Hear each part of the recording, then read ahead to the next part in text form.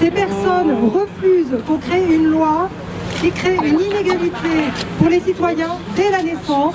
La différence entre les citoyens qui connaîtront leur filiation et ceux qui ne connaîtront pas leur filiation.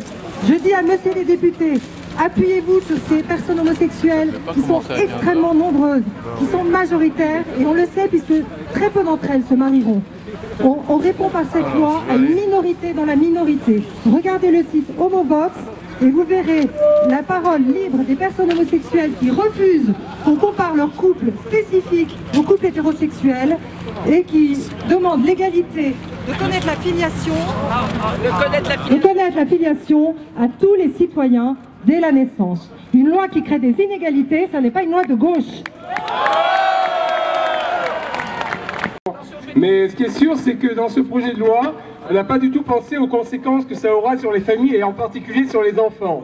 On est sur le droit à l'enfant et pas le droit de l'enfant. Ça, c'est vraiment très grave. 60% des pères ne voient plus leurs enfants à cause des divorces au bout de 3 ans. À cause des difficultés qu'ils ont par la loi, aller voir un week-end sur 2, la moitié des vacances, c'est déjà très difficile pour les pères et pour les enfants. Avec cette loi, que va-t-on faire de couple homosexuel? À qui va-t-on confier les enfants? À l'un des deux pères, à l'une des deux mères? Comment va-t-on faire? La résidence alternée, ça ne marche jamais, surtout quand on ne s'aime plus. Et la preuve en est faite. On refera des témoignages tout à l'heure. Donc il faut une étude d'impact sur la famille et voir véritablement aujourd'hui pourquoi il y a une crise du mariage et voir comment renforcer le mariage au lieu de l'ouvrir à tout le monde. Bravo. Voilà, messieurs les députés. Merci de votre soutien tout d'abord, parce que lorsque nous sommes dans l'hémicycle, on sait que vous êtes là à nos côtés, ça nous réconforte, c'est pas facile de mener ce combat, on le mène avec d'autant plus de cœur et de conviction qu'on vous sait à nos côtés. Et puis, on a eu à l'occasion de ce débat de voir tous les bouleversements éthiques et bioéthiques qu'il pouvait y avoir. On l'a vu avec la sortie de cette circulaire sur la gestation pour autrui, où il y a une reconnaissance à l'étranger.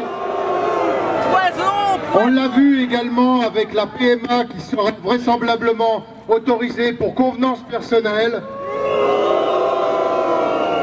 Toutes ces dérives aujourd'hui, c'est le débat parlementaire qui nous permet de les dénoncer, de montrer les failles qu'il y a dans ce texte, et puis surtout de montrer que nous avons un vrai projet alternatif avec l'Alliance civile, qui est un projet qui permet à la fois la reconnaissance pour les couples homosexuels, qui permet de les protéger juridiquement, qui permet d'apporter, je crois, toutes les réponses qui sont attendues aujourd'hui par les couples homosexuels, mais qui ne va pas sur le droit de la filiation, parce que nous considérons que pour un enfant, il n'y a rien de mieux qu'un papa et qu'une maman.